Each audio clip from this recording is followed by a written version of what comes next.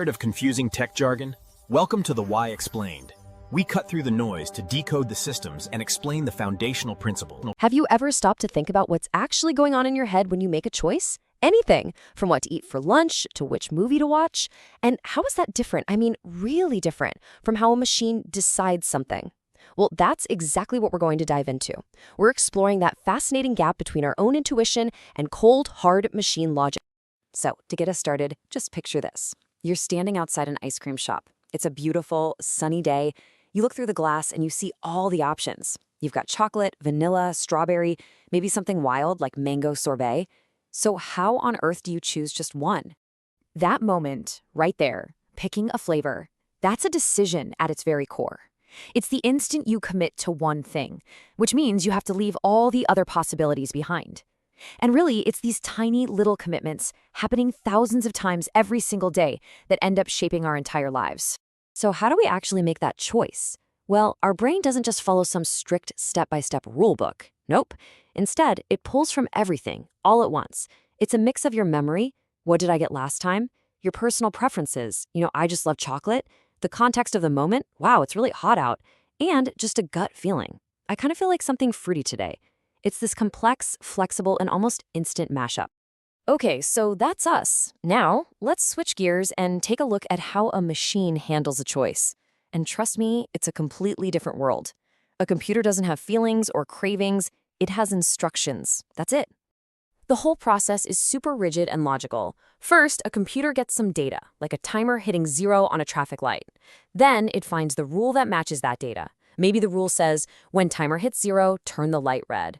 And finally, it executes the command. There's no wondering, no second guessing if the road is empty or not. It just follows the code, period.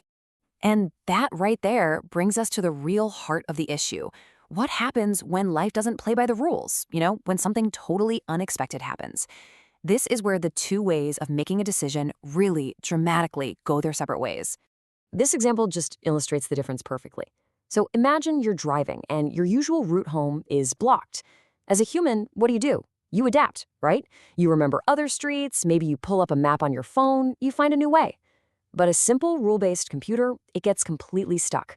If there's no instruction that says what to do for a roadblock, it just can't move forward. It hits an error and stops. And this really shows the fundamental limit of that old way of doing things. You just can't write a rule for every single possible thing that could happen in the real world. Life is way too messy, way too unpredictable for that. It's literally impossible. So how did we get past that limit? Well, we had to totally change how we teach computers.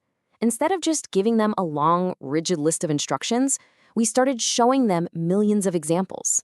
We went from telling them what to do to showing them how things are generally done, and we let them figure out the patterns for themselves.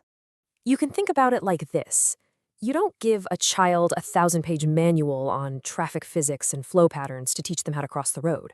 Of course not. They learn by watching, by listening, and by gaining experience over time. They learn from real-world feedback. And that's exactly the big idea behind modern machine learning. But, and this is a really, really critical distinction, even with this incredible new power to learn, we have to remember something important. And this quote just nails it perfectly. Even when a machine learns, it's not understanding the world the way you or I do. And this really gets to the very heart of the difference between us and them. The human mind is all about understanding meaning and context. We take our experiences and we form real insight from them. A machine, on the other hand, calculates. It crunches massive amounts of data to find patterns and predict the most likely outcome. It's an unbelievably powerful tool, for sure, but it is not the same thing as thinking. So what it all boils down to is this. Machines have evolved way beyond being simple calculators that just follow rules. They can learn, they can adapt in ways that are incredibly sophisticated, but they still don't have that awareness, that consciousness, that understanding that guides our own choices. They kind of exist in this fascinating space right in between. And that leaves us with a final and pretty massive question to chew on. We've taught machines how to learn from experience, a lot like we do.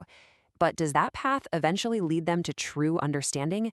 Or is that a uniquely human spark that can never, ever be coded? Definitely something to think about. Now you know the why behind this concept. If you want to master the systems that run our world, hit subscribe for more foundational explanations.